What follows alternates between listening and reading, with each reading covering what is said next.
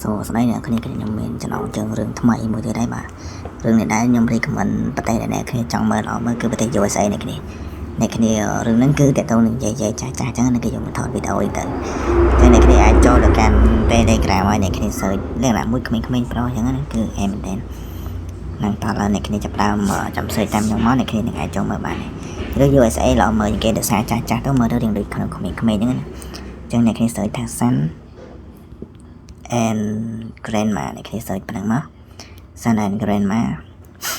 តែមកអ្នកគ្នាវាយ USA មកតែមកអ្នកគ្នាវាយលេខកូដសម្ងាត់4ខ្ទង់យើងមកអ្នកគ្នាប៉ុណ្ណឹងទៅ search ទៅគឺឃើញអ្នកគ្នា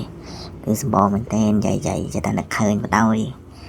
ហ្នឹងអ្នកគ្នាអាច search តាមហ្នឹងទៅគឺឃើញវីដេអូប្លែកៗហើយអ្នកគ្នាចង់មើលប្រទេសណាផ្សេងៗទៀតនៅជាពិសេសប្រទេសថៃក៏ល្អមើលដែរអ្នកគ្នាអាចដាក់